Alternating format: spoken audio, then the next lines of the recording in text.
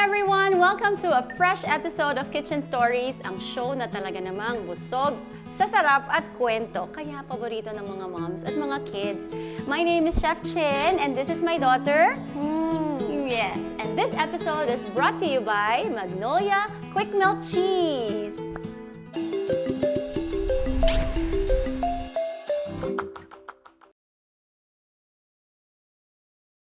So we're here in Pia's Kitchen and I'm so happy again to have Mimi with me because we will be sharing with you another simple and tasty recipe straight from our kitchen. So are you excited? I'm excited too.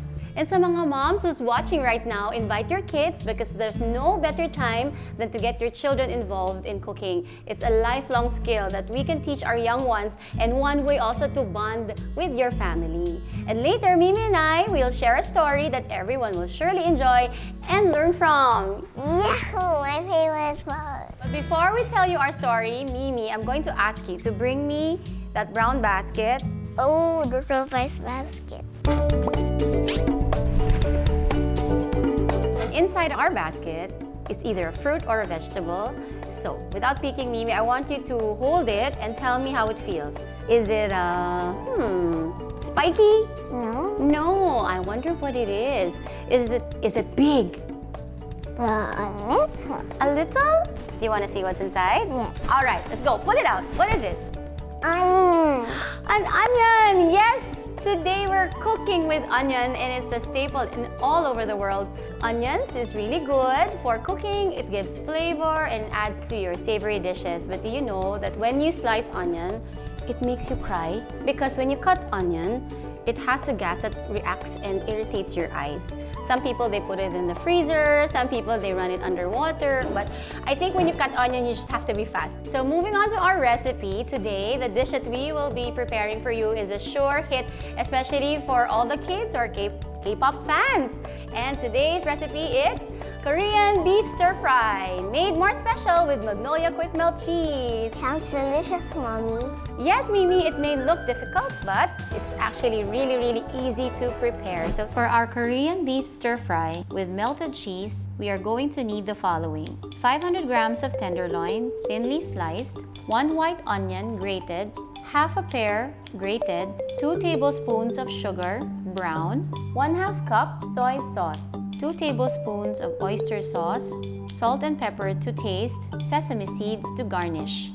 And for our cheese sauce, we're going to need 1 cup of fresh milk, half a block of the Magnolia Quick Melt cheese, the 440 gram size, salt and pepper to taste. You know that in every ingredient, there's a story behind it. This story is based from a local legend about sibuyas or onion, because in Tagalog, onion is sibuyas. But this is what Mom and Dad prepared for you, this version, and I'm sure you will also enjoy it. Do you want to hear it, Mimi? Yeah, I want to hear it, Mommy. Once upon a time, there was a girl named Buyas.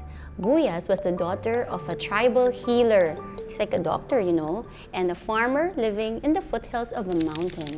When Buyas was just a little girl, she was very helpful. She loved lending a hand in their farm. She watered plants and picked fruits and vegetables during harvest season. However, Buyas was also a very sensitive and emotional child. She cried easily when she would see sick people come to their house and seek her father's help. Buyas did not like seeing people struggle, but she also did not want people to see her cry. Buyas would always hide behind the hut in their farm, drying her tears. When Buyas became a teenager, a shortage of water had stricken their village. Oh no, what happened to the village, Mommy? I will continue the story later, Mimi, but for now, we have to take a pause for a bit. Itutuloy natin ang kwentuhan after this short break.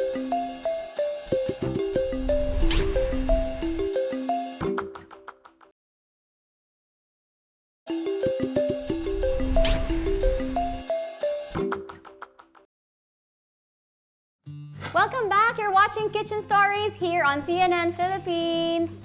So before the break, we already prepared the ingredients for our Korean beef stir fry, and now we're ready to cook.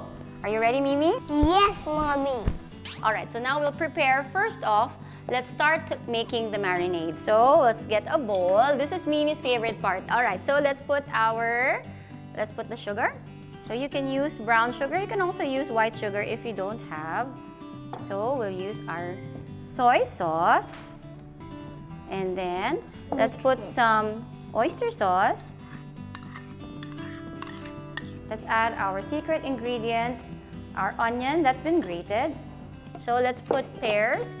So the pear actually helps break down the protein, making your beef more tender.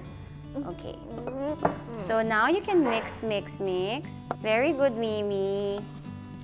We'll add a little bit of pepper. And now it's time to add our beef. But remember, always wash your hands. It always has to be clean. So what's perfect about this marinade is you can actually also marinate overnight and cook it the next day for your baon for school. So this is really perfect. All right, so now we're actually marinated our beef. So now it's time to cook. So we're going to add a bit of vegetable oil. But you know, when you handle anything hot with your children, always have an adult with you, just to be sure. Are you ready? High five, Mom. Yay! So when you stir fry or when you cook this in a pan, don't overcrowd it. Wow, that's a nice sound. I love that. Yummy. Yummy, I know. Who likes steak? The crucial part about this recipe is actually getting the right thickness of the beef. So you need it really a bit thin, so it will cook very fast. So about a minute or two on each side. Okay, so now we're done with our Korean beef stir fry. We're going to make the cheese sauce, and that's the best part that we're going to pour over our Korean beef. So we're going to heat the medium saucepan. We'll add our 1 cup of milk inside. After putting the milk inside, you let it simmer a little, and then we're going to put our Magnolia quick melt cheese inside. Okay, now the milk is simmering. We're going to add our cheese. Oh my goodness, wow. So can you help Mom stir? Take this, Mom, Mimi. Yum. I love the cheese. So while the cheese is melting, I just want to share that Magnolia Quick Melt cheese is one of our most favorite cheese at home. It's so versatile. You can put it on top of your pasta. You can actually add it in your sandwiches. And it's really one of the most tastiest cheese that I've ever tried. And I love how melty it is, especially. And it's so easy to melt. And it also caramelizes very well. So that's what I love about Magnolia Quick Melt cheese. So here we are. It's already starting to melt. So how do you know if the cheese sauce is ready? If you coat the back of the spoon, then it coats it. Pretty much that's pretty much okay na. Ready na siya. Would you like to continue the story, Mimi, while we do the plating? Yes, Mommy. So, a shortage of water had stricken the village that Buyas and her family lived in, and it had gone on for months. This caused a lot of panic. Children were starting to get sick. The supply of food was running out, and people had no idea where they would get their water from. Because of this drought, farms had stopped producing crops. The villagers prayed for rain to come. Days and weeks had passed, but there was still no rain. Everyone started to lose hope, but Buyas patiently waited for the rain to fall every single day. While other kids were busy playing, Buyas was praying. Please let the rain come and let the river flow once again. She patiently waited for her prayer to be heard. One day, Buyas felt like giving up and she started to cry. When her tears fell on the ground, the rain began to pour. The entire village went out of their houses and rejoiced. The next morning, while Buyas was watering the crops, she noticed a strange plant growing. She pulled it out and came a circular vegetable. When Buyas brought the mystery food to her mother found out that it can be used for cooking. Strangely, whenever she cut into the vegetable, it made her cry. This reminded her of her daughter Buyas. Still, the vegetable was delicious and added so much flavor to so many dishes. Buyas and her mom shared the vegetable to the entire village, and they named the plant after buyas. The villagers were so happy because not only did the vegetable make their food more tasty, they also discovered that it could be used as medicine for minor bruises. Everyone was grateful for buyas, for all her sacrifice and her patience. After a long time, the name buyas turned into sibuyas.